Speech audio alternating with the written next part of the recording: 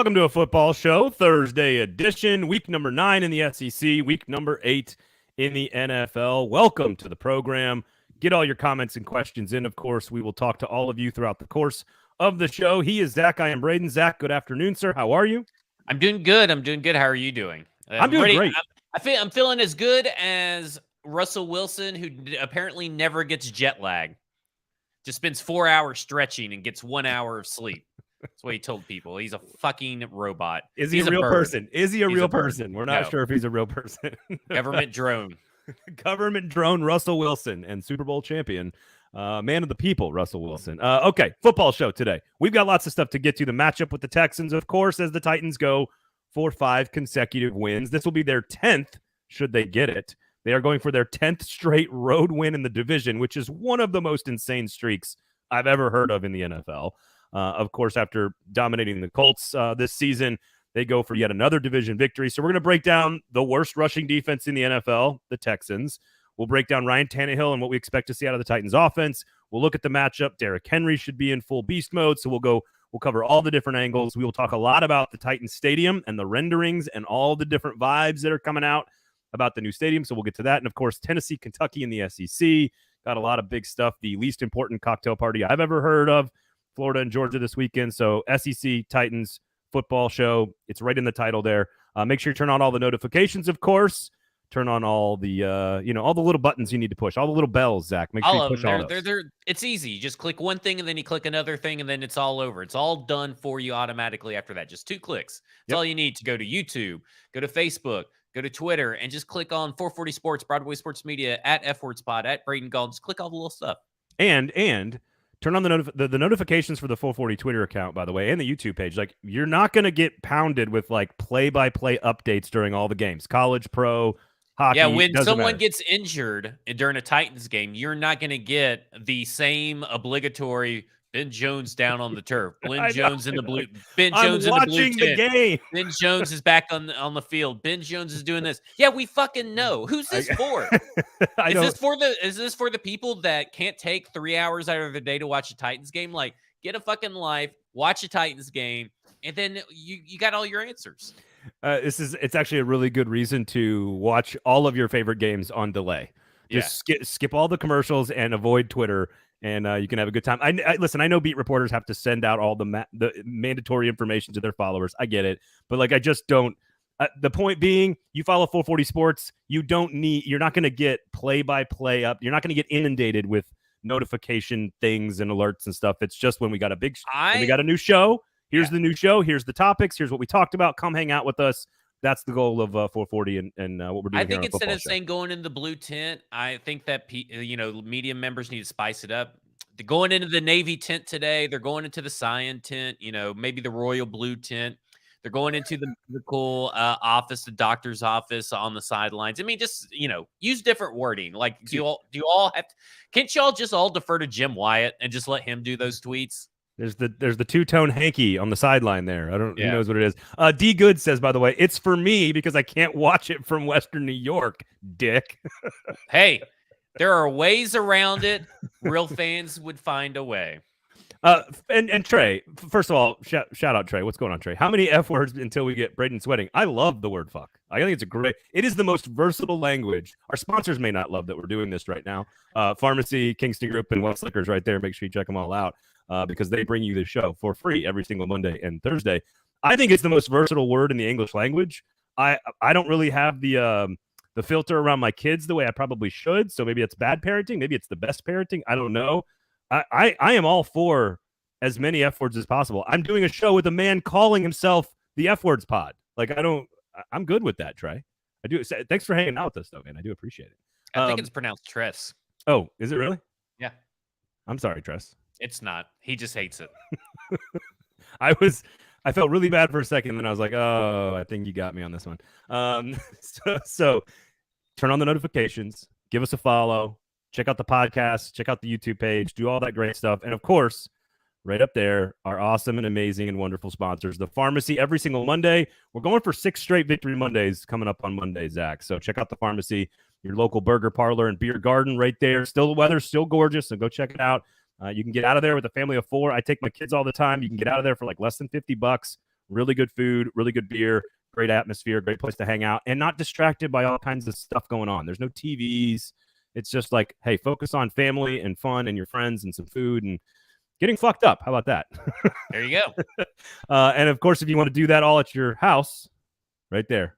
Weiss Liquors. Make sure you go to Weiss Liquors. Uber Eats, Weiss Liquors. The booze will show up to your house in as quickly as 20 minutes. Great bourbon selection. Zach? They drink, so you can drive. I added one extra sentence in there. That was my fault. That was my fault. And, of course, the Kingston Group right there. The Kingston Group, of course, buildkg.com is the website. Don't make any major decisions about your house. Construction-wise, big picture, lots of dollars, lots of money. Talk to the Kingston Group. Don't make any big decisions about your house before you just talk to them. Just have a conversation. Like if you're going to design a play in which you put a player at the wrong position during a critical moment of the game, and then you run him in a play that he's never run before in his entire life with an offensive line that can't block, perhaps that is poor construction of a play. I'm just saying. That's correct. And you know who does not do poor construction? The Kingston Group. There you go. Just wanted to end it on that. BuildKG.com. BuildKG.com. Trace, Trey, Dad, whatever you want to call me, he'll go with. So we'll call him Dad. I will not. I will never call a grown man outside of my own father Dad. You do call Josh Heupel Coach Dad. Does that count? Well, I call him Coach Youth Pastor. You call him Coach Dad. Coach Youth Pastor Dad Josh Heupel. That's his official title. And he's Batman as well. Which I love that those are coming back around this weekend. Of course, Halloween. You got crazy stuff going on in college football. We'll get to that in a little bit. So, stadium renderings. Let's get into the stadium renderings, of course, here on the show because the Titans drop them, and then not to be outdone, the Buffalo Bills drop theirs as well. We'll get to that in a second. But I want to know, first and foremost, just your instant reaction to what you saw. There's a little video there the Titans put out. There's all the different photos. We kind of know, we've heard rumors of what it's going to be like and feel like. How different was it from what you expected? And did we like it? How did you feel about it when you saw it? When I first saw it, I saw it, I was at a real estate meeting, ZachLyonsSales.com and ZachLyons at KW.com. And I was at a real estate meeting, I saw it, and I was like, oh, they must be remodeling the Topgolf. I mean, like, literally, that was my first instinct. And then I saw that other people made that joke, and I was like, well, I can't make that joke now. But you that can was my tell first people that instinct. you can tell people that you can't make the joke while making the joke, which is nice. But I will say that you got your little Ryman influences in there and everything. It doesn't look like a stadium. It looks like in Austin, there's this giant Whole Foods, like it's smack dab downtown. That's kind of what it reminds me of. It doesn't really remind me of a football stadium. And I think I'm okay with that. I guess I have to see it in person. And that's the whole thing with the renderings for me, is that there's going to be a lot that changes from concept to actual construction and the end result. So it's hard for me to get too excited, but I love the ideas. I love the outdoor patio and party area, the common areas. And I think that's really cool and great. That would entice me to go to a game just to hang out.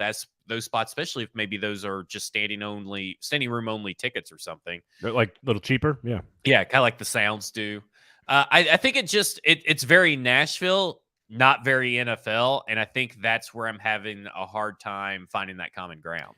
So I find that to be really interesting. As a reaction, number one, I'd like to know what parts do you think are the Ryman? Because I couldn't find any. Well, I think the part is just the mixture of the glass to brick. It's not the Ryman, but the addition, whatever's they added onto the Ryman. That's the part of it next to it. That's kind of what it reminds me of. Kind of reminds me of that in 5th and Broadway. It reminds me of 5th and Broadway. That's what it reminds me of. It looks like to me 5th and Broadway. Now I get what they're going for, and I'm in the middle on this, which I know is terrible sports talk, but like I'm kind of in the middle of it because I'm with you as well. I want to see what it looks like when things actually start going up into the air. But I think what matters here is that if there's a 130-acre development around the stadium, they're trying to make it all work together, right? Right. And I'm okay with it not looking like a giant glass UFO like Chicago or SoFi or Mercedes. Like Mercedes-Benz Stadium is just not that pretty. It's just not a pretty building. It doesn't have a lot of culture. It's just a big gray circle on a piece of grass. Like it's just not. It's a gorgeous facility inside. It's a pain in the ass to get to, by the way. I think it's the one. And we went to the Super Bowl, and we had to walk like 5 miles just to get there. We had to make pit stops. I just was like, okay, we're gonna get beers here, beers there, beers here, and then finally make it to the stadium. So, like, I get that they're trying to bake it into the city. My question, because I think there's also some like Rorschach tests going on. Like, if you don't want the new stadium and you like old Nashville, you probably think it looks atrocious. It looks like a Vegas nightclub on top of a hotel that you have no desire to go to, which is kind of more the group that I fall into. But I want the stadium, so I'm kind of in the middle. I also understand that young, fun people want to go out to these places and do fun things, of which I am not one of them. And they like going to 1230 and, whatever the hell's on top of, Fifth and Broad, whatever that. It's just a giant food court next to the Ryman. I wanted to see more brick and stone and like old Nashville baked into it. And you may see, that's the thing to me is like, I think you will. It's just that it's hard to pick that up on the rendering, I think. I agree. And again, like, don't get me wrong.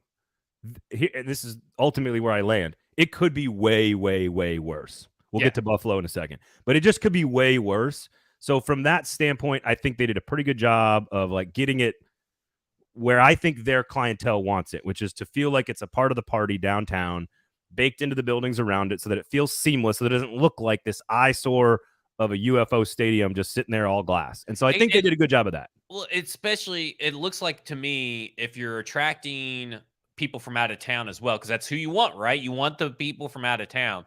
It looks like an establishment where you could spend all day in, like the Fifth and Broadway, and have fun. You could go in there early in the game because nobody wants to go in early to the Titan Stadium as it sits right now, right? Nobody wants to go in the Stadium as it sits right now. Only to make sure you have enough time to walk up to the top level. Yeah, that's why it is always so congested, because everybody would much rather be outside than inside. Now you're attracting the people that are the Predators, right? Your Predators clientele has never really transferred over really well, I feel like, to the Titans, because it's fun to go to a Predators game. It maybe isn't now, but it was the hot event, right, in Nashville. Yeah.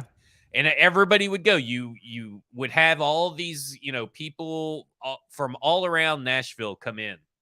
Now you're attracting that kind of people over there. That looks like it will be the party on Sundays, the place to be on Sundays, especially when they develop around the area. It's just not a football stadium, right? That's where the Bills have the edge. The only place they have the edge is that it looks like a football stadium. I guess that's true. And Jason says this. I love the images. It looks like a place where humans exist. Yeah. The Bills Stadium looks like a frozen concrete and glass hellscape. And I'm just talking about the structure itself, right? Like the structure itself looks like a football stadium. This doesn't, but I think that's a benefit for other events that they are looking to attract and host. Yes. And not just the football. Like, nobody's going to still go to Buffalo to want to play a fucking concert in that fucking waste of a town. It's the worst fucking town in America that has an NFL team. Worse than Jacksonville. Wow. All right. So I want to make sure I'm saying some of the positive thing here, because you pointed to like the outdoor space, like a 3rd-story outdoor venue with like natural growth and trees and bushes and like sunlight and things like that. Like, that's cool. Like, I agree with you. That's cool. And I don't want it to look like a football stadium per se. Like, I think you want it to be recognizable and to be unique to Nashville, but you don't want it to just automatically be like, oh, like SoFi looks a little different than your average stadium. Like, everybody's sort of messing with these design things. And again, like, it's like a uniform or a logo or music. It is all eye of the beholder. 16 of us could look at the same thing and think 16 different things when it comes to architecture as a thing that we appreciate. I think they could do a lot worse. I think it's going to work once the surrounding area is built up. The party area down there is going to be great. People are going to want to be there. I think it will look so good in aerial shots. I know that doesn't seem like something that you think about, but think about all the aerial shots, especially for concert videos, especially for event videos that are at night. That shot with downtown Nashville coming into it is going to look pretty fucking sick. Just as long as they use new B-roll, because I'm so tired of Titans games and Predators games, and then I see the B-roll, and it's like, there's no Music City Center. I'm like, when did you shoot that? 2011? Like, what do we do? Like, update your B-roll, broadcast partners. Come on. So, again, comparing that to the Bills Stadium, which in my first instinct when I saw the Bills rendering, because I don't think there's ever been bad renderings until I saw this one. Mm-hmm. And I just am like, I don't even care It looks like it's a glass house ice fishing shack on top of a frozen pond. And like, you didn't even think to put trees in the rendering to make it look like a habitat for human beings to exist. I don't understand the renderings for the Boyle Stadium. I don't get it. Yeah, I mean, just like Buffalo, it just looks like a deserted wasteland. I mean, I literally saw in November when we went to a game when Chris Johnson was still playing for the Titans. We went to Ralph Wilson Stadium. After the game, found out that in a bathroom. Have you ever been to Ralph Wilson? I have not. I'm excited about the story. Okay, so in the men's bathroom, there are just those trough urinals, which is ridiculous. Yeah, I mean, like it put some partitions up. Yeah, but apparently in one of these dirty ass fucking stalls, we found out a couple days later that a teacher and a principal were having an affair in the stall, just going to town. I thought that story was going to end way worse than two people having consensual sex. Well, I mean, we assume it's consensual. And the other thing is that the people in Buffalo cannot even. We were given, I can't say by who, but by someone on the Titans sideline, we are giving a fifth of vodka, a full bottle fifth of vodka, and so the Titans are beating the brakes off the Bills. We're drinking it. We're sharing. Lindell White. Was it Lindell White? It wasn't Lindell White, but we're sharing it around. And these Bills Mafia fucking losers give it to the drunkest girl, and she just fucking drops it. Glass shatters everywhere. We're out of our vodka. Just ridiculous. So anyway, it's a hellhole. And the whole city. First off, the Buffalo wings are so fucking overrated up there in Buffalo. Really? But literally, the nightlife non-existent in November. Everything shuts down early. There's nothing there. Tumbleweeds in the streets. It was the most boring fucking visit of my life. What, if nothing else, we've learned that the most important philosopher of our time is Marshawn Lynch. Yes. Like, what are you going to do in Buffalo? Go to a fucking Applebee's? Like, he's got nothing. It's so true.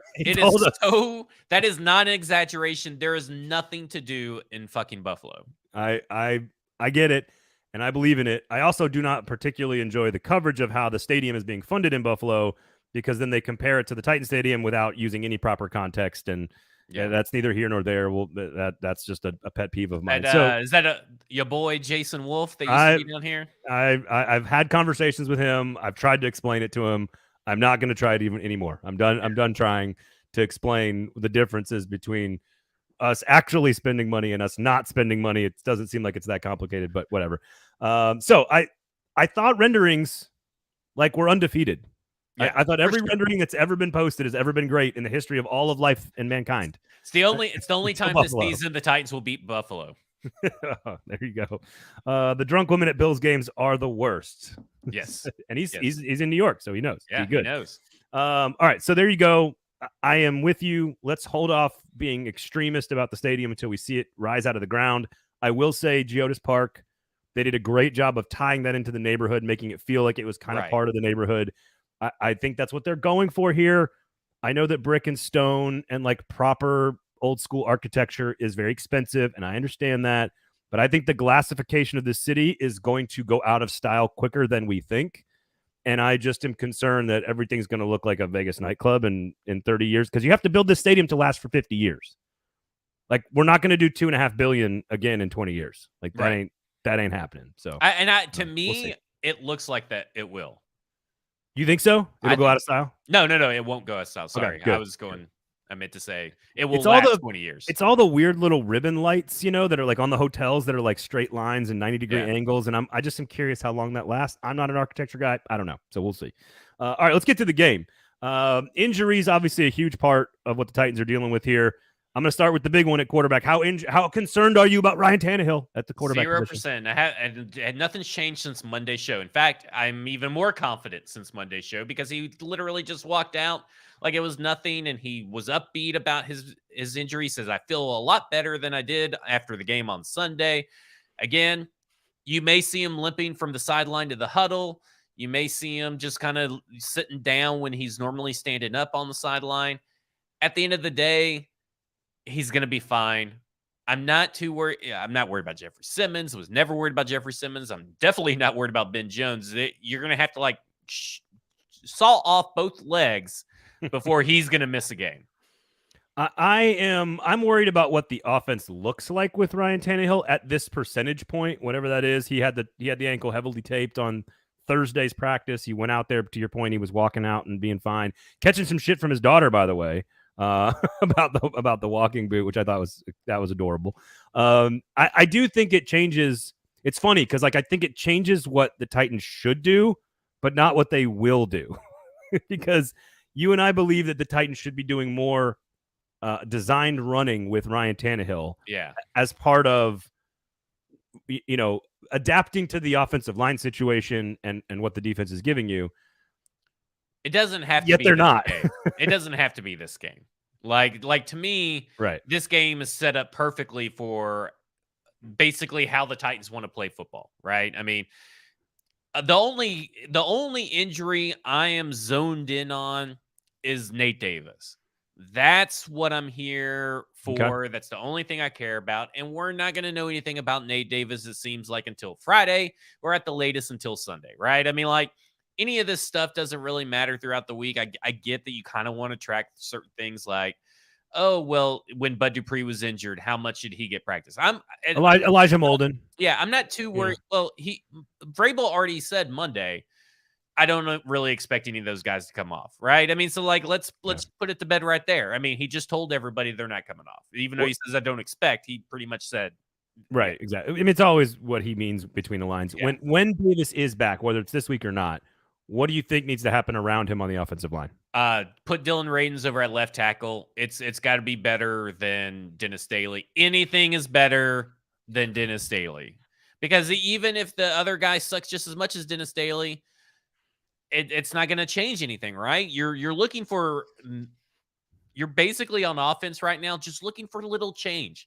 It's why I still get mad at Mike when he says, I don't think firing Todd Downing is going to do anything. That's a great Mike impression, by the way. Go listen to Mike Herndon and Zach argue about Todd Downing on the Football and Other F Words pod every Wednesday. Something, right? Something's got to get better, because you're not going to have stupid ass fucking Malik Willis, those kind of plays. And I'm not calling Malik stupid. I can't believe you would say such things. I'm talking about the play itself.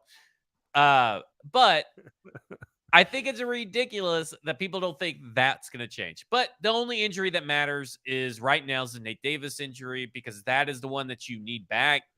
These other injuries probably don't matter in the big scheme of things. And it's because I think they're all playing, right? I mean, people are like, oh, we got to look, what's Big Jeff's status? Big Jeff's fucking playing. Like, come on. I don't. It's funny. Like, I have not even spent 1 second of the week thinking about Ben Jones or Jeff Simmons. It's almost all Nate Davis and Ryan Tannehill. But not that Ryan Tannehill's not going to play, but that what does it do to the offense? And again, back to our original conversation about what the offense will look like, or back to that conversation, which is, we want him to be more involved in the running game, but now you can't use him because of that. So now it goes right back to how the Titans have been playing football the entire season. So it's Derrick Henry, 30-plus carries. He has been absolutely dominant against this Texans teams, over 200 yards in 3 straight games. He has single-handedly demolished this Texans team. Again, very different Texas team this year than last year and the year before, or 2 years ago, because he didn't play them last year. But this sets up to be a defense run the football Titans MO game right here. It sets up perfectly for what the Titans want to do. Derrick Henry, the only person has dominated their division more than Derrick Henry in NFL history is Barry Sanders, who averaged 104.7 against his division. Derrick Henry is at 99 yards per game. Yeah, it's pretty good. Henry leads the NFL, averaging 5.45 yards per carry in divisional games in his career. Sanders averaged 5.28. And these are all courtesy of Teresa Walker, who I'm sure got us from somewhere else. There's nobody else over 5 yards per carry in that span. Teresa catching a stray in this. What's a stray? I don't know where she got it. I'm assuming she got it. I think it came from the Titans or the Titans people. The Titans email that stuff to us all the time. Very rarely does any. That's where I get all my stats from somewhere else. You know, that's what I'm saying. She ain't catching a stray. I just didn't know where to attribute the information after that. So I will defend your honor, Teresa. 5 yards per carry in that span. So you know, when you think about it, when you have a gimpy quarterback, or when you have Logan Woodside or Malik Willis in at quarterback, if that's what they choose to do, all they're going to do is hand off to Derrick Henry, and that's all they should do, because in this particular instance, against this particular defense, which is the worst rushing defense in the league, Derrick Henry's going to get going, and Derrick Henry's not going to have 40 or 50 carries. He may not even have to have 30 carries to have an effective offensive game plan, because he can get bigger chunks of yards as he goes. We'll get to how the game flow could look and feel, because that affects how the offense should approach it. I think the game plan against the Texans offense is very different than the game plan against the Colts, but we'll get to that. Houston, 32nd, as you mentioned, 164.7 yards per game allowed, 5.2 yards per carry allowed.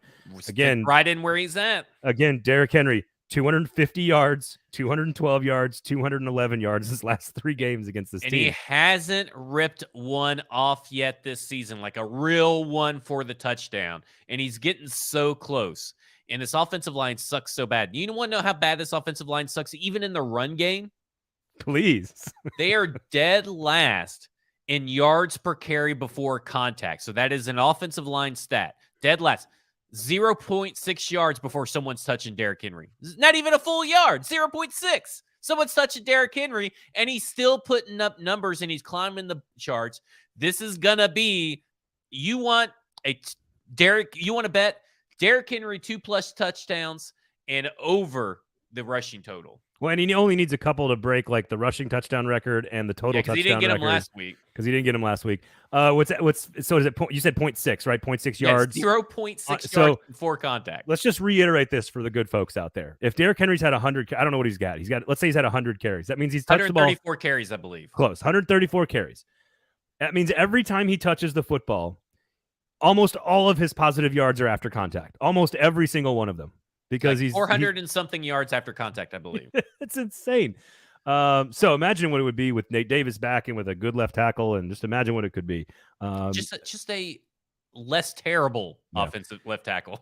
I do want to see, though, some of the things they've hinted at used in this game to sort of not put too much on Tannehill, because you want Tannehill to hand off, make the quick, short, easy throws, and not put too much strain on the ankle.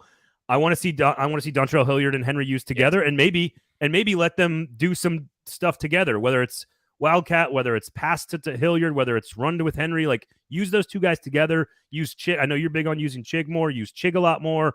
Like, you can be more creative because you know Tannehill is limited, and I think now is the time in a divisional game on the road to maybe pull some of that stuff out of the playbook. Yeah, I also look at it this way too, and we're about to talk about it, but I look at this.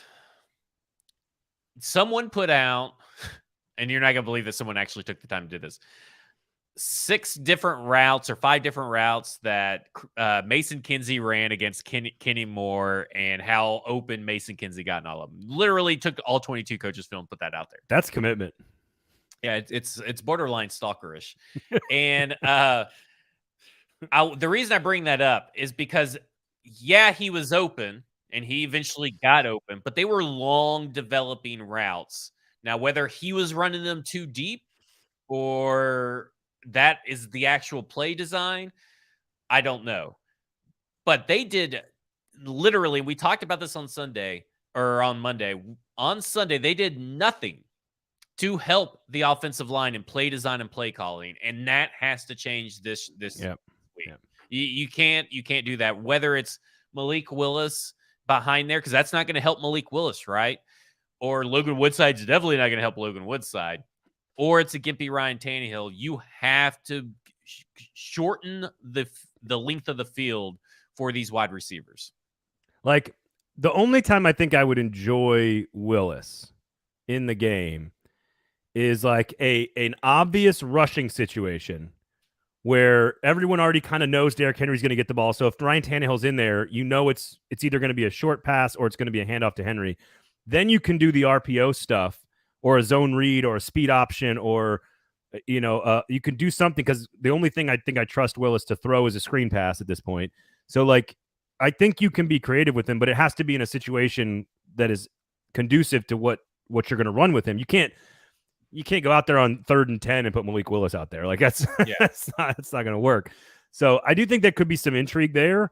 Again, more Dontrell Hilliard, more Derrick Henry, more Chigakonkwo, just more. Or Hassan Haskins. Look. Yes, Just agree. run the fucking ball. Yeah, Just do it. I mean, I never say this, right? I have never said this. At this point, the path to success is just running the ball with as many different people in many different creative ways as possible. And Mike Vrabel's pants just got a little tighter. Oh, yeah. He's loving it. So he's excited. He's like, finally. I do think it. I know you guys spent a lot of time on F words talking about the glory and wonderment that is Mike Vrabel. And I do think he loves secretly, he'll never admit it. He loves when okay, I got an injured quarterback. I don't have any receivers. Fuck it, let's go. Let's get Chris Conley. He can block and he's a smart guy. He'll do exactly what we tell him. A Houston revenge game because Chris Conley used to play for Houston, and he's played for Kansas City as well. So you got a little insight for the next 2 weeks. And they're like, let's just put this motherfucker out there and block. He's the best blocking wide receiver. We are running the ball. Ain't nothing you could do to stop it. And you know what? This week I'm okay with it. Yeah, nothing gets Mike Vrabel off harder than being behind the 8 ball with a limited playbook and then still winning, still sticking it to you and that just. He's watching game film, just watching Derrick Henry and drawing up all these plays with in the dark with a cigar and a bush light, and he's just going to town. Wait a second, 2 fullbacks? Okay, yeah. Okay, we're gonna do 3 running backs behind Tannehill. I love it. Let's try it out. All right, before we get to the offense, make sure you check out our wonderful and amazing locally owned sponsors, the pharmacy right over there in McFerrin Avenue in East Nashville, the Kingston Group, of course, BuildKG.com, Weiss Liquors. That is a liquor store that has been family owned and operated for almost 100 years in Nashville, so make sure you check them out. Uber Eats, search Weiss Liquors, have the booze delivered to your house in as quickly as 20 minutes, so you go make sure you shop there. BuildKG.com, the Kingston Group, Nashville's locally owned custom home and remodeling firm. That's right, it's a firm. That's what they do. They build things, so go check them out. Don't do anything with your house until you talk to them. And then, of course, our great and amazing friends over at the pharmacy. Great place to go grab a burger on a Friday afternoon, maybe a Saturday. Take the family, get yourself a brat and some tots and a nice beer and celebrate the nice weather while we've got it. So pharmacy, Kingston Group, Weiss Liquors, check them all out. We do appreciate their support. Support local businesses, folks. Same thing with Broadway Sports Media, 440 Sports, all that great stuff. Okay. Titans defense. Now, this is a slightly different game plan because Davis Mills does have the ability to go downfield. I know Titans fans can see him throwing the ball downfield in their sleep after the way last season ended. He torched this team last year, put a big scare into him in the second half. He's coming off his best game of the season last week. Dameon Pierce has 95 touches in his last 4 games. He is a new piece on that offense. Totally new coaching staff. They play differently. How should the Titans defense how is it going to be different? How is the approach different against this Houston team than it was against the flaccid Matt Ryan? I will say this. It is different, but it's also not different because Brandon Cooks may not even be there on Sunday. And because normally Wednesdays are a rest day, but they kind of changed that around today. It was reported yesterday by, I believe, Aaron Wilson that it was due to other stuff. It wasn't just his normal rest day. So if Brandon Cooks isn't even there on Sunday, they've already gotten rid. Then I don't know who you're scared of. Nico Collins, who missed last week's game, who's kind of, and I get it because we all know that Danny Amendola went wild on this defense last year. But this is a different defense. I mean, you have Roger McCreary and you have Christian Fulton. They can cover up anything that you need. They're getting creative with the defensive backs. The Texans do not know what defensive backs are going to be playing the slot or in 3 and nickel and dime and all this stuff. They're not going to know because at this point, Shane Bowen basically came out and said, it's just going to be week to week. Good luck, Houston. Do the Titans know? Yeah, I think Shane Bowen knows for sure. And I think the one thing you could say that they know is definitely not going to be Caleb Farley. There we go. There it is. Took us 35 minutes, but we got it. We got it. It's a game they should dominate, right? I mean, you focus in on Dameon Pierce. You don't let him beat you. He's good. It's going to be the first time I put it in a long time that I put a player that Titans are playing against in my fantasy lineup, and I'm doing it with Dameon Pierce because I'm a big Dameon Pierce believer. Yeah, he's very good. He's very good. but he is no better than any of the guys that you faced. And you still have a really, really good run defense despite, some early struggles. I mean, you're number one in yards allowed per game. You're number one in the rush yards per rush.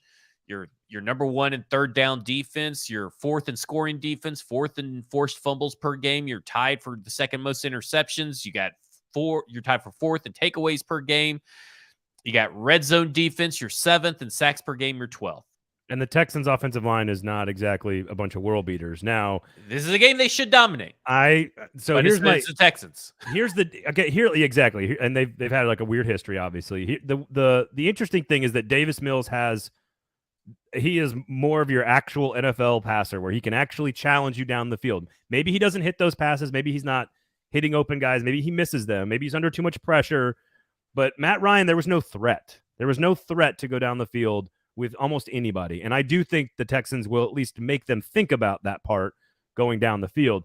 So you've got more of a traditional passer in Davis Mills than you did with Matt Ryan. But he's technically not, if you look at the stats, but he's very turnover prone as well. Yes, he's turned the ball over, and he hasn't started that many games. Like he just hasn't played that much.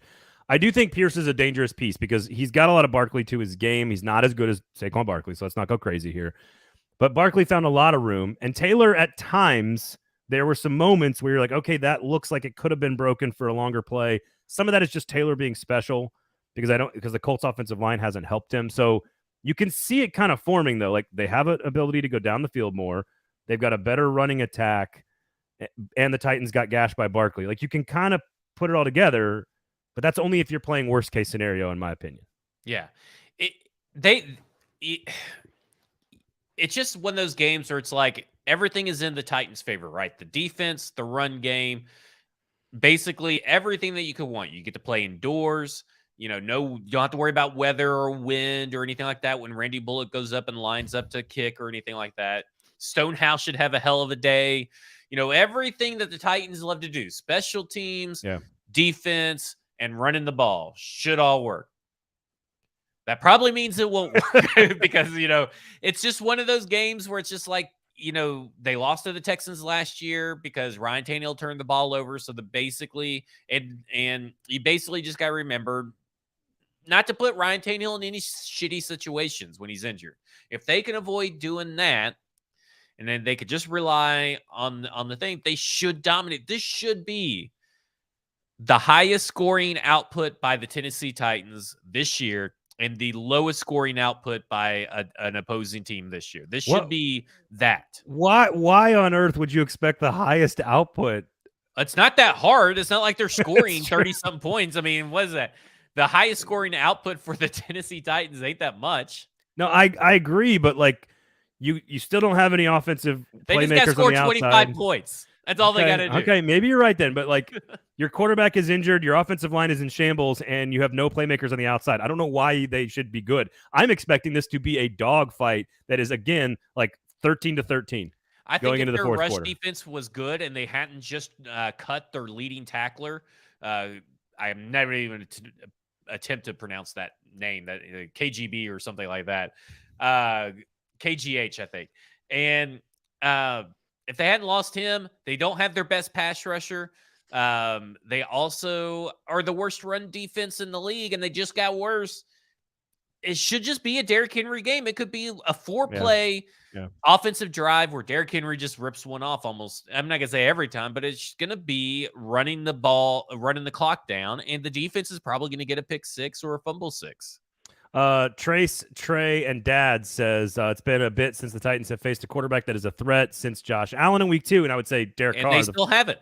Derek Carr the following week threw all over them. Yeah. So yeah. And I would say that if you're considering Davis Mills a threat, I think you're highly overrating Davis Mills. I do agree with that. I think I think he's better than Matt Ryan, but I never consider Matt Ryan a threat. And he's better than the Commanders, whatever they're running out there these days. Like, at the time was Wentz, of course, but like so. And then, of course, when you agree with me, you always get on the show. I think Randy is going to be the one that wins or loses. I think it is a close rock fight again. This is a Big Ten West football team, folks, and they are going to play Big Ten West games. This is Iowa Northwestern on Halloween weekend. Like, this is not safe for children, not safe for the workplace. This will be ugly, and there will be lots of cussing, I believe, by Titans fans. But I do think all the things we've said, like the defensive line should eat, Derrick Henry should eat, the special teams have been. I'm waiting for you to want to do an entire special team segment because the special teams have been quietly much better on this team. I am nothing if not a motivator of men. You're a leader of men. So how concerned in general? It's the NFL. Quarterbacks hurt. Crazy shit happens in this game. How concerned are you about the win or the loss, just in general? Not too concerned. I'm not concerned if they win or lose, right? Like in the big scheme of things, I don't think we're going to look back at this game and say, man, if they only had beaten the Texans, because at this point they're either a third or a fourth seed and they got the division locked up. But we're not jumping on the Sam Ehlinger train. Jacksonville's still a train wreck. They've only won 2 games and they're still bad. I mean, Trevor Lawrence isn't a threat either. This division is just wrapped up, in my opinion. I agree, but we always. How many times this week have we heard people say, "Well, they got beat by Houston last year"? I mean, we always talk about. That's what I'm saying. I don't care about this particular game, win or lose, because they'll win the other one. If they lose this one, they'll win the other one. They're not going to go 0-2 to Houston. No, that is valid. All right, are we good with Titans? Yes. Are we moving on to some SEC football? Let's move on to some SEC football here. Thank you guys all for your comments and hanging out, of course. Make sure you check out the Pharmacy, the Kingston Group, White Slickers, all of our great and amazing sponsors, all locally owned and operated by Nashvillians for Nashvillians. Just shop local, folks. It's not that difficult of a message. Tennessee, Kentucky is the big one. Am I just too close to the situation because I think Kentucky is going to be pretty game in this Saturday evening? I think you're clinging on to what Titans fans used to cling on, which was you're waiting for the old Vols Volunteers to show up, right? The old Vols to show up. The Vols, the Vols.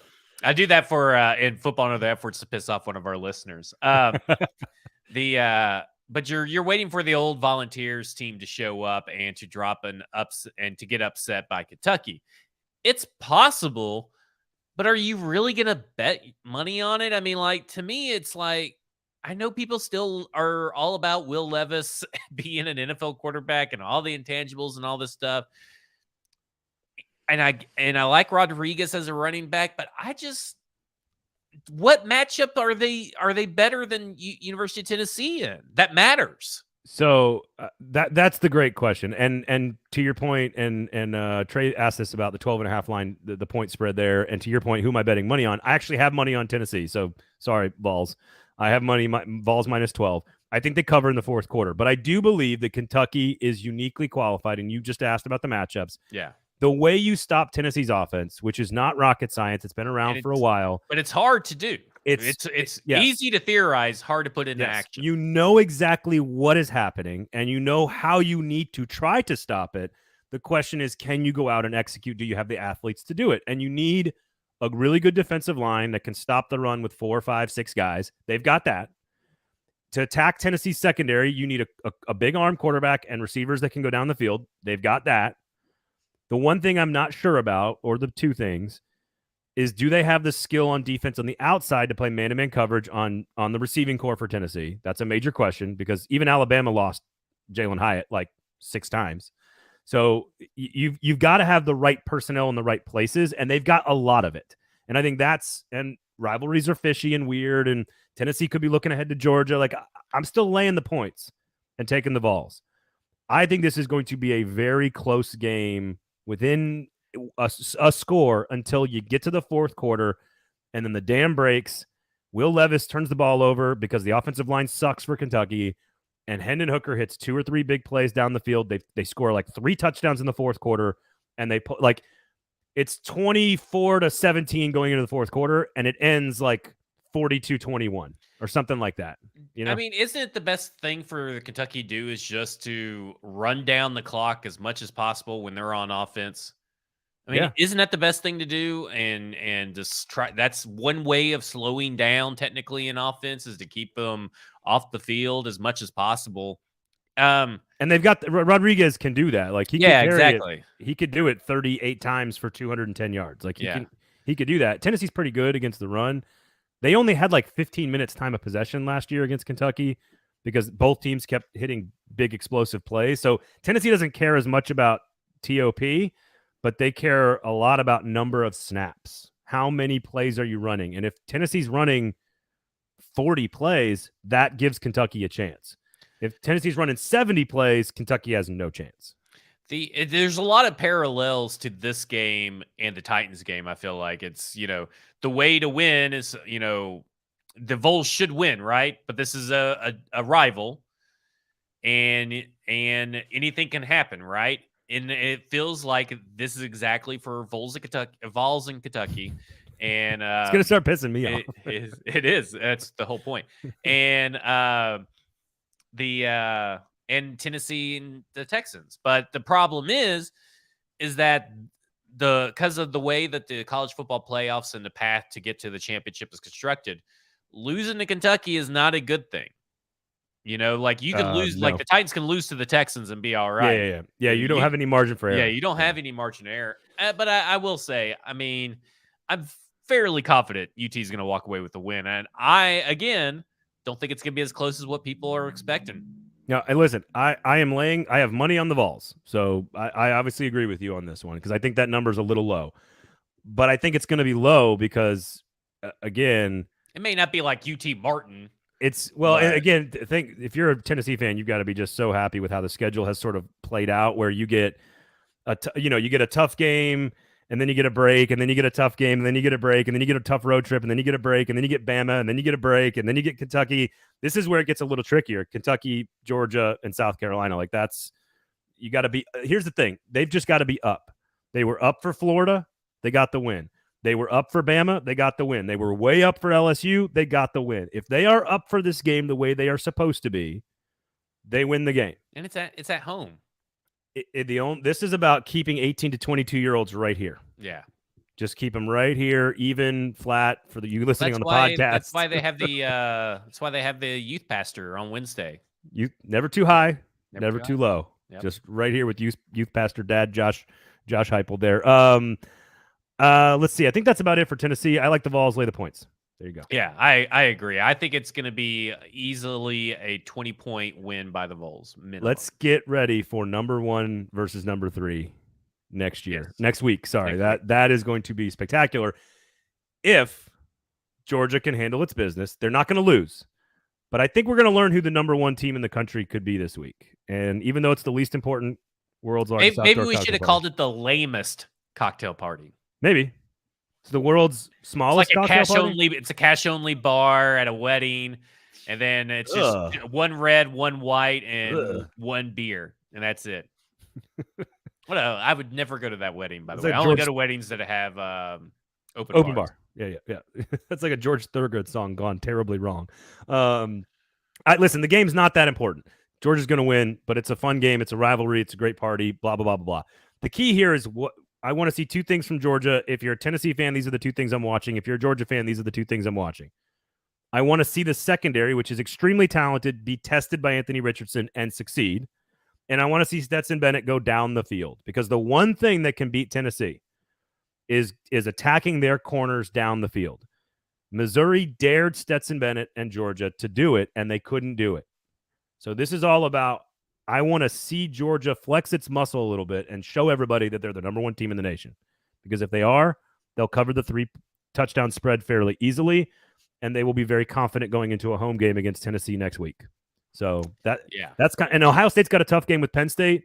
They could prove that they're number 1 this weekend. Georgia could prove that they're number 1 this weekend. Let's see what number 1 looks like after this weekend between those 2 games. It's not, the outcomes are not really in doubt. It's more about how does the team look. Yeah, I agree. It's kind of like when they struggled earlier in the year against lesser opponents, and even though they won, you really can't let those guys do that. And when you have a rivalry like this, and one team has nothing to lose and everything to gain, versus a team that has everything to lose, that's a pretty dangerous game, especially in these high stakes, kind of deal. And Billy Napier and Anthony Richardson, they're going to look to make a name for themselves and try to, get some goodwill back in their graces. And I forgot to mention this, but you just brought it up with like everything to lose. That's also part of the reason to maybe be a little concerned if you're a Tennessee fan, because The last time Tennessee had, quote, everything to lose was like 2007. So it's been like 15 years since the Vols have been in this situation where like they have all of the weight and the gravity on them. They're not really used to this situation emotionally. So that's Georgia's very used to it. So Georgia, this is why Nick Saban's the greatest of all time. He eliminates inconsistencies. He just right here, right in the middle, every time out, do your job, do your job, do your job. And that's how Georgia's going to function. That's how Tennessee needs to function. So it is bizarre to have Florida and Georgia be like an afterthought in the SEC race right now. So that kind of sucks, but whatever. They had their moment. Yeah, that's all good. It's time for Tennessee, Kentucky to take over. All right, let me apologize. Can I apologize? Again? Yeah, I mean, this will be your third apology to South Carolina because you did it on Monday's show, and I know you're going to keep doing it on Fringe Element. I'm going to keep doing it because they're going to get bowl eligible this week. All right. And it's when South Carolina beats Missouri and they get bowl eligible, I'm just going to have to keep apologizing. Because if you're going to keep railing on them all summer, you got to keep holding yourself accountable. So I said all along, every time, didn't believe in South Carolina. They're going to win their 6th game this week. And we're all going to owe him an apology. Here's my question. Do you like the shtick as a fan? Do you like the sunglasses and the dancing and the meme ability and like all the things that he does? Like, do you like it or do you think it's annoying? I guess I really haven't paid much attention to it. So I don't know. I mean, like, I probably, if I was a college kid or a high school kid, that was in the area and that was the fan of my team, I'd probably love it.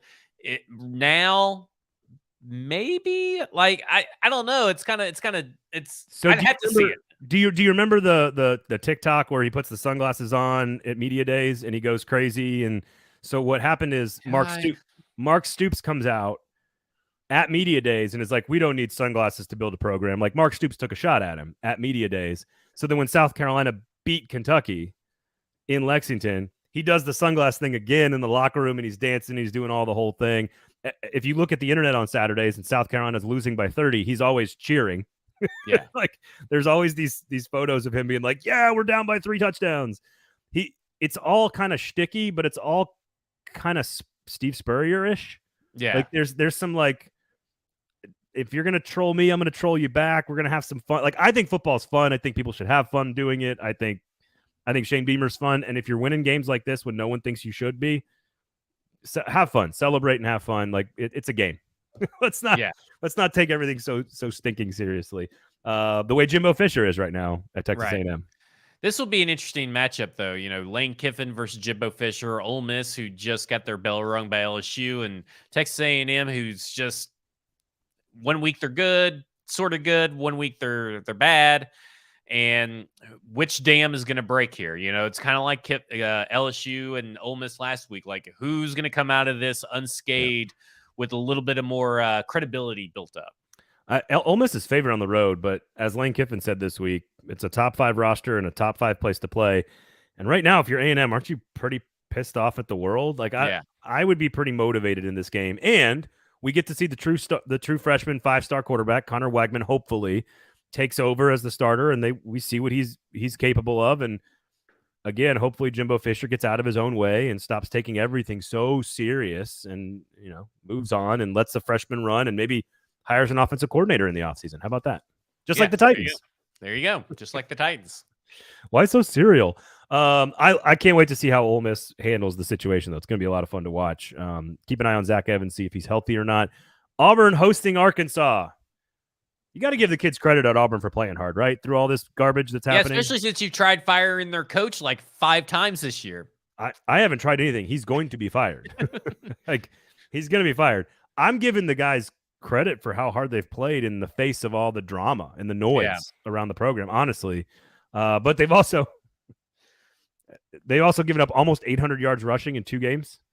And they're still not a good team, but man, they are plucky. That's such a good word. Arkansas run the ball. This is the Titans game, honestly. Like, this is KJ Jefferson, Arkansas, run the ball, run the ball, run the ball, run the ball, run the ball. Don't stop running the ball against Auburn, and you'll win and you'll cover the spread. But just run the ball. And then maybe Brian Harsin gets fired.